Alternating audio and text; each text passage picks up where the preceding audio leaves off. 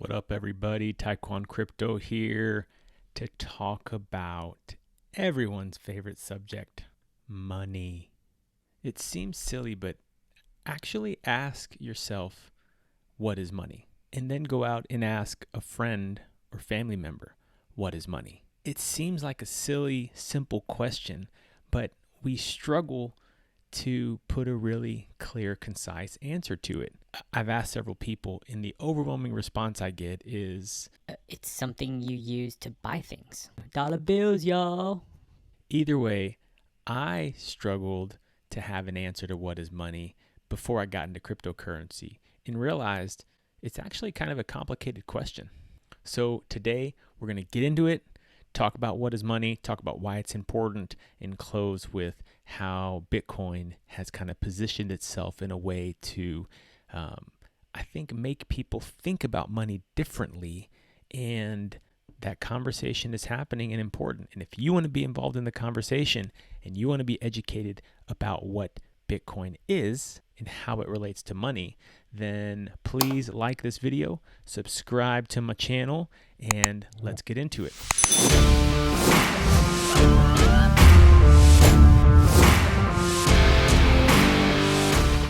All right, if you just Google what is money, you'll get a pretty obvious definition from Google: a current medium of exchange in the form of coins and banknotes.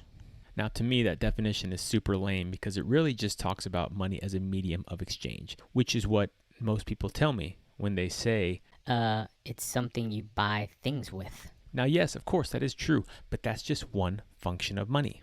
If you dig a little deeper about what money is, the central question has to do with what its functions are. What's money used for? And so I like this sentence: economists define money as any good that is widely accepted as final payment for goods and services. So yes, at the end of the day, at the highest level, money is something that is accepted for buying and selling things. Cool, simple, done. So why do I think it's more complicated than that? Let me show you. You see, money has three main properties. First, money is a store of value. What that means is pretty obvious. When you hold something, you want to make sure that it isn't going to lose its value. Right? That would be the opposite of what you want in sound money. It should hold its value. Second, money is a unit of account. Now, what this means is that all of the things that are tied around to, let's use the dollar as an example, they're all relative to that dollar. The unit of accounting is shared and standard. We all understand what a dollar is. We all understand how a 20 can be broken down into a 10 or two fives or 20 ones. It's a standard unit of accounting. And third, this is the one we all understand. It's a medium of exchange. You may not be able to read it. It says on there, this note is legal tender for all debts, public and private. We accept US dollars because we live in the United States and we've agreed that it serves as a medium of exchange, widely accepted by all. Now, the dollar is also globally accepted, but we're not going to get into that on this video. But the US dollar is strong and accepted pretty much everywhere in the world. But here's the thing. The US dollar isn't just money in the broad sense. It's a specific type of money, namely fiat money. That is to say, fiat money is government-issued currency that is not backed by a physical commodity, such as gold or silver, but rather by the government that issued it. And this is where things, I think, start to get complicated, because I thought for a long time that the dollar was backed by gold, and it turns out that it used to be backed by gold, but not since 1971. You see, in August 1971, Nixon severed the direct convertibility of US dollars into gold. With this decision, the international currency market, which had become increasingly reliant on the dollar since the enactment of the Bretton Woods Agreement, lost its formal connection to gold. So the dollar used to be backed by gold, and then it came off the gold standard in 1971. What happened after that? Well, what really happened after 1971 was debt took off. you can see how dramatically all debt in the U.S., both public and private, began to soar past economic growth once the gold standard was ended. Dollar bills, y'all. Legit what happened since 1971. Literally, if you wanted to buy something, you could print money to buy it without having to make sure you had the equivalent amount of gold to back it up. So what does that mean? Debt. We're able to borrow and lend money at a insane, unprecedented rate. And that's what we've been doing for the last 40 years. And what's the result of that? Well, the result is we've continued to see a decline in the purchasing power of the US dollar. Now, to be fair, that didn't just happen when Nixon took us off the reserve. As you can see, it's been slowly declining for the last 100 years. But nonetheless, this chart shows you back when the dollar was originally invented, a dollar was worth a dollar. And today, a dollar is still worth a dollar, but its purchasing power has diminished 96%.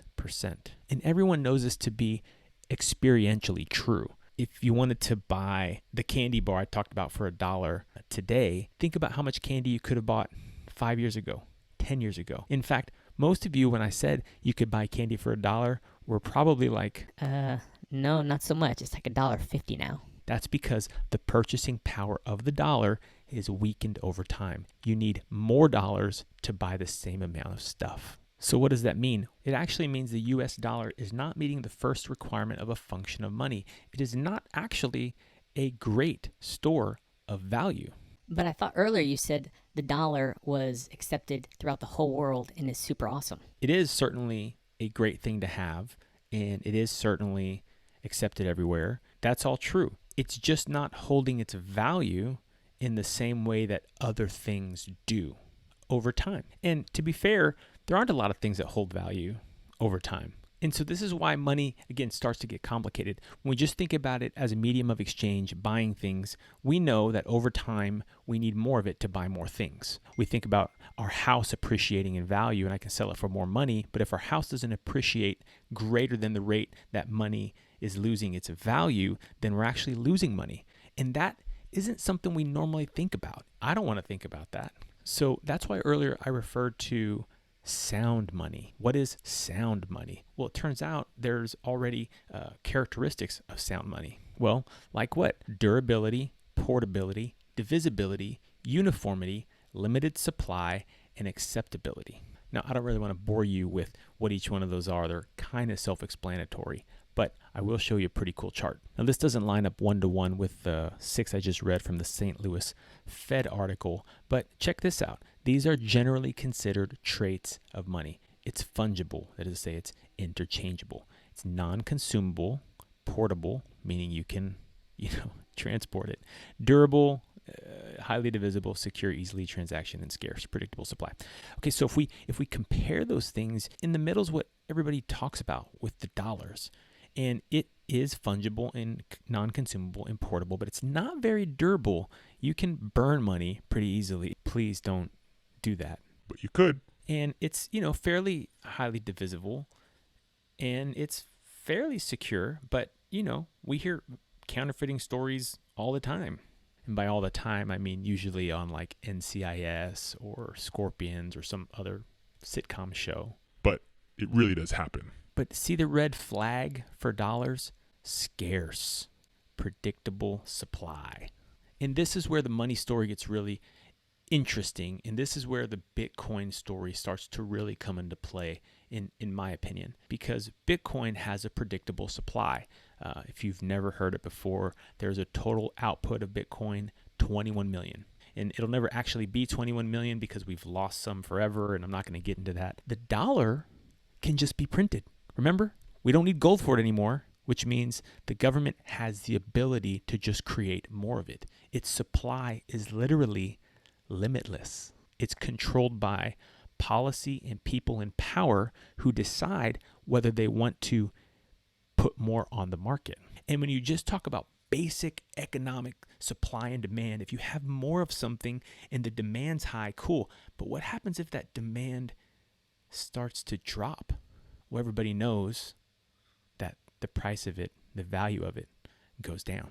And so Bitcoin aims to solve all of these things. And again, I don't want to go into that right now. If you'd like me to go into a Bitcoin scarcity video, comment below. Happy to do it. For now, let's just focus on the part that it is scarce and why that matters. And it matters because just this year alone, we've seen really big companies and money people decide to actually invest into Bitcoin. For example, this year, MicroStrategy purchased $250 million worth of Bitcoin. Why?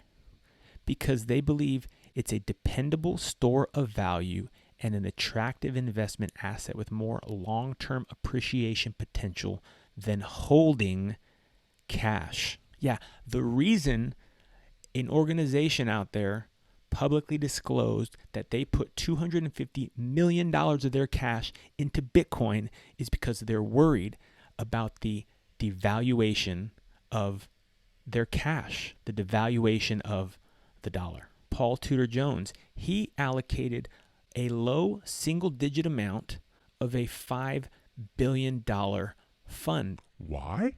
Because of inflation. With the seemingly never-ending printing of fiat, many are looking towards safe haven assets as a hedge against expected inflation. A hedge like gold or silver or Bitcoin. And most recently, PayPal has decided to get in on the Bitcoin crypto game. Why now? Well, because one thing is clear, that Bitcoin has staying power. In fact, I love this quote by Brad Michelson over at eToro. His tweet, he says, "I've said it before, but it's a very bullish sign that crypto trading is now a Me Too feature in fintech." What does that mean? Well, a lot of people for years have been offering Bitcoin. Started with exchanges. There were ways to buy it OTC. More recently, you saw Cash App offer it. Slowly, on-ramps have become popular and users expect it to be there. And now PayPal has the option to buy Bitcoin. Venmo soon. Many of the users who are on these platforms want it.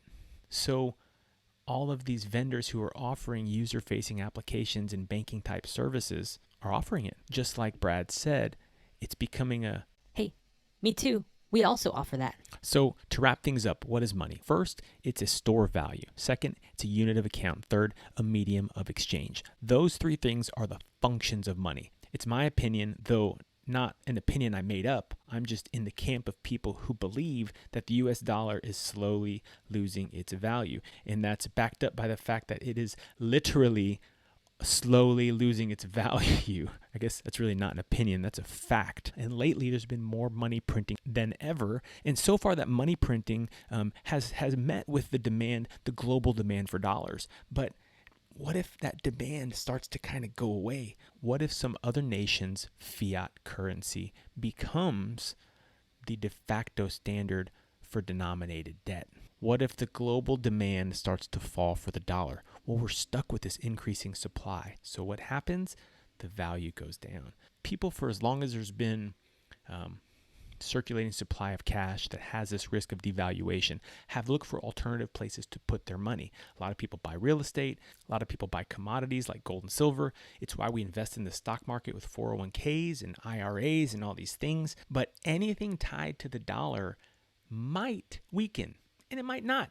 What the heck do I know? I'm just a guy on the internet. So while yes, money is something you use to buy and sell things, it's more complicated than that, because what you're buying and selling things is actually changing value over time. And as you can see on the chart, Bitcoin is the soundest of money based on money traits widely accepted by the world. The idea of fungibility and liquidity are not cryptocurrency terms. They are money terms that the whole world agrees on. Now, whether or not Bitcoin will achieve its goal and become a global currency or become a medium of exchange that's used globally for daily transactions, Who knows? But the point is this.